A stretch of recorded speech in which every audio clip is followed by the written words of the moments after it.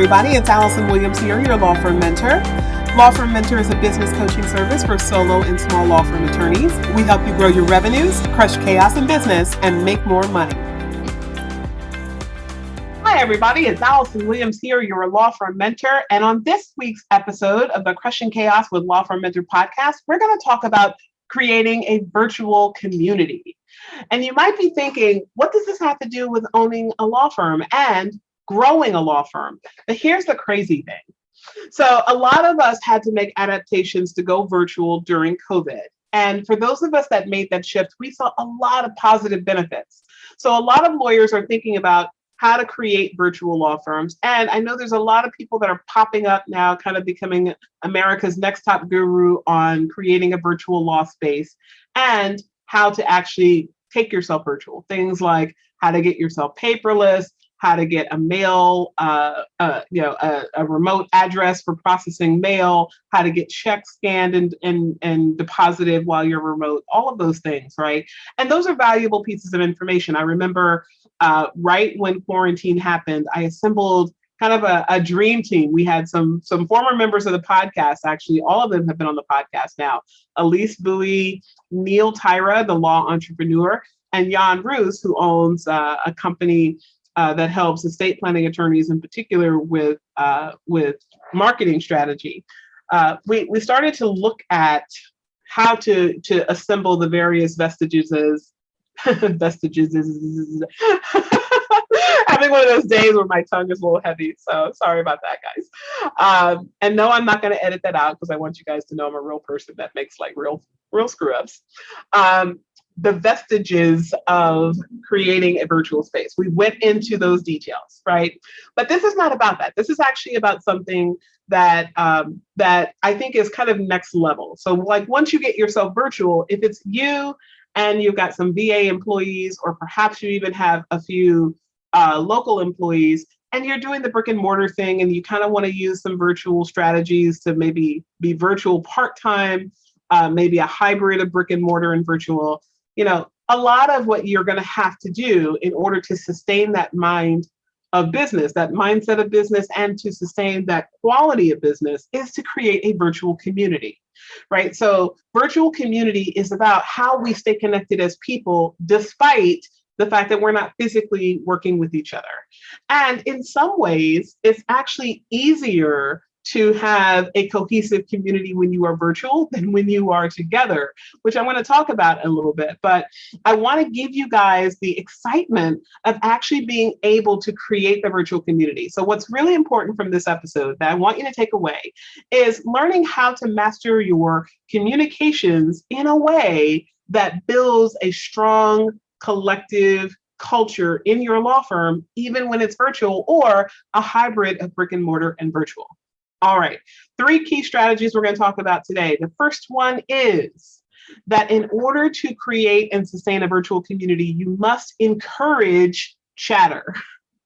Now, that's very different than when we're working together in a brick and mortar setting. A lot of us want to discourage chatter, right? We don't want that water cooler filling up. We want people at their desk cranking out the work. But here's the thing, when people are working from home or working outside the office, right? They could be working at a workspace, they could be working at a library, doesn't really matter. If they're not working in your office, there is often a feeling of isolation. And some people are perfectly fine with that, right? There are a lot of introverts in the world that are actually more comfortable working by themselves and not having that pressure to be social. But for a lot of people, even the introverts, it is it's a very isolating feeling to be outside of an environment where you naturally engage with people, right? I think a lot of us experienced that when we started looking at quarantine, and all of a sudden, I'm not just happening by my friend's desk or stopping by the front reception desk and seeing the receptionist. Now I'm in my own little incubator. I'm by myself. It's me, my kids, maybe my house, maybe my spouse. Right? Or maybe you're working completely all alone. Maybe you're a single professional. But either way, like there's a sense of I'm in this little work world by myself. And one of the things that is really challenging about that is that there's a disconnect from kind of the energy of the people, right? So you create that energy not because you're all under one roof, but because you're engaged in a common practice. So one of the things that you can do to create that is to actually encourage people to engage in light chatter in your virtual office. So whether you're using Microsoft Teams or you're using Slack, if you're using some form of communications portal, one of the things that you can do is be very intentional about requiring people to engage. So one of the things that I learned early on, now this is not my strategy, I'll give credit to one of my business coaches, Ivy Slater of Slater Success Coaching. She actually worked with us on creating this strategy in the law firm. But one of the things that we did, and it worked really, really well, was this morning motivation channel. So we have a channel in Slack, we use Slack, and we require, we take a rotation of everyone in alphabetical order by their first names, takes a turn and posts something that everyone has to respond to, engage with in some way. Now, when Ivy first presented this to me, I thought, oh my God, how hokey. Am I really going to, on top of all the things that people have to do, they've got to get themselves up, they've got to get their kids up and out to school or off to the kitchen table for virtual school. And then they've got client matters and they've got court all over the state, even though they're not driving to court. So they're kind of stuck in the house. And am I really going to impose on them to chat it up about whatever in the morning? I was actually rather offended by the suggestion, but I allowed myself to be coachable and said, well, let me learn a little bit more about it. And what we started to do is we started the rotation and people started chatting with each other and connecting with each other in ways that they never would have had we been in the office, right? Because even if we had been in the office, someone might throw out a motivational morning message or, might have said something in the hallway that a few people commented on. But this is actually a stop and look for it first thing in the morning communication. And it could be anything from limericks to jokes, to picture requests, to music, to dance, to movies, to gifts, to work jokes, right? And the funny thing is that, when you are, when there's 15, 20, 30 people who are collectively looking for something to engage with, that makes them smile. It like starts your day off on a positive note. And it starts your day off on a positive note that everyone's engaged with. Like, so everyone saw the picture of your grandchild posted in the Slack channel that morning. Everyone got the stupid joke about how many lawyers does it take to screw in a light bulb, right? Everyone got something. And we all got the same thing and we all engaged with it. And so a lot of times you learn things about your team members just by virtue of having that experience. And the learning starts to filter over. So what we've seen through this exercise is that there's a snowball effect, that people are stopping and pausing, saying something in the morning, and it literally takes like 2 minutes for you to like go into the channel and be like, oh, that's a cool thing. Let me post my comment about it. Sometimes it takes even less. But then what you remember is, yes, so one of our employees is actually truly virtual. She lives in another state. She lives on a farm. And so we have seen different animals on her farm and we have seen different crops on her farm.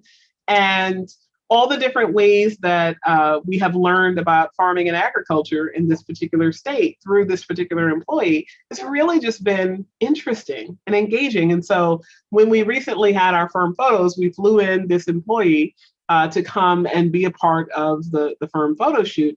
And everyone was talking about the animals. Like, different people remembered, we learned about llamas through talking to this employee, right? So like there's little things that you don't really think matter. And they might seem kind of like, why take additional time for that? But it really does create cohesion between people. They feel closer to each other actually when they are intentional about communicating with each other, and communicating about something positive sets the tone so that over the course of time, everyone's message has gotten increasingly more positive, and everyone has gotten more excited about the things that we are learning about each other and sharing with each other through that channel. So strategy number 1 is to encourage chatter. Okay, strategy number 2 is to help your employees be successful at home. Okay. Now we have talked about this, and I'm sure this is something that a lot of the virtual advisors will talk about. But there needs to be a structure for your homework, the same way that there was a structure for your out of home work. In other words, the workspace should be a defined location. Now, depending on where you are, depending on the economics of it, everyone might not have a home where they can set up a dedicated office, right? So it might not be feasible for you to have your own workspace or even to like just have a private corner. But there needs to be a training of the mind that when it's time to get up and go to work, quote unquote, the go to work happens whether we go to work at an office or we go to work at our dining room table or we go to work in the closet or we go to work in our corner of the bedroom. We go to work. We go to a specific location. We have designated work hours. And the work hours are really important because when you are working from home and there's not necessarily someone looking over you, there could be a tendency for work to seep, right? So I get up at 6 a.m, I return some emails, then I decide I'm going to lollygag through the morning, have a late breakfast, then I will go to work, sitting at my computer, banging out some paperwork. Then I will stop and maybe watch television for a little while just to kind of like, I don't know, disconnect and recharge. Then I'll come back. And then next thing you know, you have been on and off the clock for a 12 to 15 hour day, even though you got in 7 or 8 hours worth of work, right? So you want those structured work hours to be designated work hours. Okay, and this is not so much for purposes of tracking people or monitoring success or what have you. I mean, obviously, there are concerns about productivity, and you have to have a trustworthy team in order for that type of freedom to be exercised. But aside from that, assuming that you do have that kind of team, you still want there to be structure around the work because you still don't want people to be overextended mentally and emotionally, which tends to happen when the day seeps into a 12 to 15 hour experience. You also want people to get dressed and get themselves prepared to go to work, right? So if you have employees that would have not worn makeup before they were working at home, if they would have come to the office with no makeup on, great. If you wore makeup when you came to the office, you need to wear it at home. And that, by the way, is not about policing the appearance of your employees. This is not about the highly inflammatory conversations that were had at the start of COVID of we're all stressed about COVID. How dare you suggest that that women need to wear makeup? And this is not that, right? I'm a big proponent of do whatever you need to do to make yourself feel and look your best. That is all about you and your personal choice. But my point is, if you would have done it at the office, you need to do it at home because you need to put structure around the idea of, quote, going to work and, quote, going home from work. So the other thing is that you really want to encourage your employees to take vacation. Now, for those of you that have asked the question, like, what's the right amount of vacation? How much is the vacation policy? Honestly, how liberal or how constrictive you want to be with your vacation policies is really not the point of this discussion. What you have to decide, however, is how much productivity do I need from each role in my office in order to meet the numbers that I want to meet for the end of the year. If you can do that giving people 10 weeks of vacation, knock yourself out. If you can do that giving 3 weeks of vacation, knock yourself out, right? There's a lot of judgment that I have seen kind of working its way around the internet regarding how much people work and should the small business owner be responsible for completely shifting and evolving the way that the American workforce sees work and how we as Americans value overwork more than other countries that are as successful, if not more successful than we are. That philosophical discussion is really not where we're going right now. Okay. So however you feel about that, however you feel about how much people should and should not be working, you as the business owner are ultimately the arbiter of what you choose here. So if you choose to give a lot of vacation, great. If you choose to give a little vacation, great. But what you shouldn't do is give an amount of vacation, small or large, and then give the subtle cues that you don't want people to take it, right? Vacation is not just a perk that you throw in so you can avoid spending more money. Vacation is a necessary component of a civilized work environment. And not only is your employee going to desire that so that they can live their life, so they can actually enjoy the time when they're not physically with you at work, they're also going to require that to be recharged. Right. So a lot of times we as business owners, we think about the disproportionate amount of stress that we take on as business owners, right? We have the stress of being a lawyer, the stress of being a manager, the stress of being a supervisor, the stress of being a CEO, wrapped into the container of being a law firm owner, regulated by the labor laws and labor and wage and hour laws of our state, regulated by the Bar Association in our profession. And we're hyper regulated and we're very, very overwhelmed by that for a lot of us. And we oftentimes will think that since we have so much stress, the very least that an employee can do who has a lot less stress relative to our stress is be the best that they can be, right? And how dare they not be able to perform because they get a 9 to 5 job and they get to turn it off and we don't. And here's the thing, you don't get to impute to your employee resentment about the fact that they have chosen something that benefits you, right? Their work does benefit you, that happens to be different than the choices that you made, right? Because everyone rises to the level of stress that their life circumstances requires. So if your parent suddenly became ill and you became a full-time caregiver to an ailing parent and then you watched them pass away, that stress is stress that is particularized to you. The fact that someone else didn't have that particular stress doesn't mean that they didn't have other stress, nor does it mean that the fact that they didn't have that stress somehow would negate the need for them to take a break from the stress that they did have. Maybe they had the stress of losing a child. Maybe they had the stress of being in an unhappy marriage and have that prolonged, distressful relational situation for an extended period of time. Maybe they just had the stress of being an employee and having in their own mind a great responsibility to perform for you in ways that they don't feel that they're capable of, right? So whatever the stress is of your employee, keep that in mind, that the stress is there, right? Life is inherently stressful. And the way that we are taught to think about life tends to exacerbate that stress. So for that reason, if nothing else, you want your employees to unplug, unwind, take a break, completely off the clock, completely detached from email, completely unavailable to you in your office. And then you want them to come back and be a better version of themselves. Okay, so vacation should be highly encouraged. And it's particularly so where your employees are not seeing each other every day, right? So a lot of what would otherwise be that sharing of stress, kind of that communal sense of we're all in this together. And when you're having a terse moment, I have a light moment, I can pick up some slack, or if nothing else, I can be a shoulder for you to cry on. I can be a welcoming ear to listen. A lot of that is lost when you don't happen upon people in your daily work experience. So vacation is particularly important for your virtual employees. All right, third strategy for building your virtual community is that you should have regular check-ins.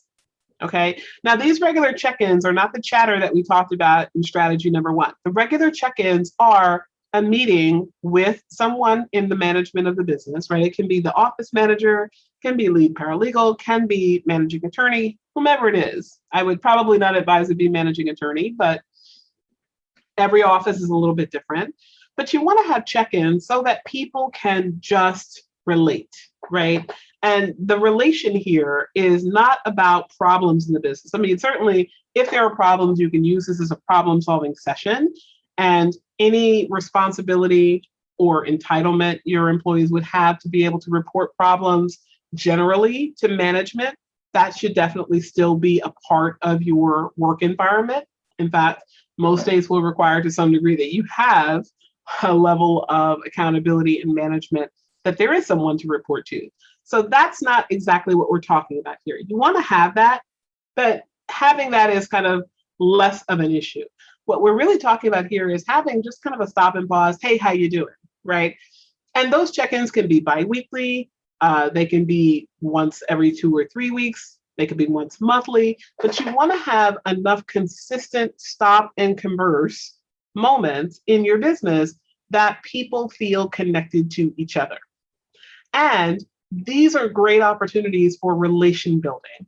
So what you'll find oftentimes is that managers often feel like the only time that they are managing people is when there's something wrong, right? They're putting out fires. They're solving compliance issues. They're dealing with underperformance. You don't want your manager to be seen as the police. You want your manager, and by the way, your manager in this instance can be you. If you're the sole person in a position of leading and managing in your office, then it is you. But whether it's you today and it's someone else tomorrow, or it's simply someone else tomorrow, however you get there, you need to have those check-ins so that the people in your community feel that there is someone that cares about them as humans, so that when things are going wrong or when problems arise, you're learning about those proactively in the course of regular communications, rather than you suddenly see someone falling off, you suddenly see non-performance, you're getting the message that something needs to be done, you're having to figure it out. All of that time lag in terms of performance is oftentimes delayed, and thus problems are exacerbated during that time period, because there was not that safe place to come and relay a problem. And that safe place comes from having that connectivity of regular check-ins. So by the way, this does not have to be long. This can be a 15-minute once a week or 15 minutes once every 2 weeks by your team members. Depending on the size of your company, 15 minutes every 2 weeks is negligible in the grand scheme of things. But you want to have that space, that check-in, so that people start to associate management not with discipline, right? Not with I'm in trouble, not I'm going to the principal's office, but I'm moving to the next level. I'm checking in with my team. I'm staying abreast. And oftentimes you will find that those sessions become the filter for creativity and ideas to be shared, right? So don't make this into a formal agenda sort of thing. It really should just be kind of a, hey, just want to see how you're doing, but you want to make it, regular and consistent. So it's not like a pop-in per se that can cause a feeling of discipline or a feeling of being in trouble. You really want it to be hey, we're going to have our biweekly check-in to see how you're doing. And sometimes there may be positive things shared, sometimes negative, but it's an opportunity to grow the cohesion of positive communication in your office.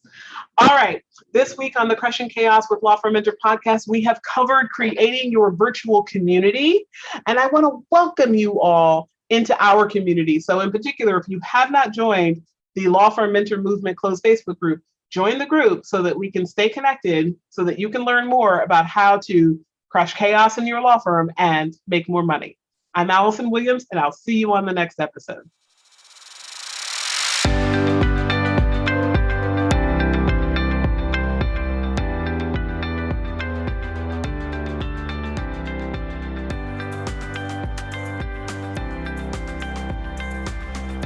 Thank you for tuning in to the Crushing Chaos with Law Firm Mentor podcast. To learn more about today's guest and take advantage of the resources mentioned, check out our show notes. And if you own a solo or small law firm and are looking for guidance, advice, or simply support on your journey to create a law firm that runs without you, join us in the Law Firm Mentor Movement free Facebook group. There, you can access our free trainings on improving collections in law firms, meeting billable hours, and join the movement of thousands of law firm owners across the country who want to crush chaos in their law firms and make more money.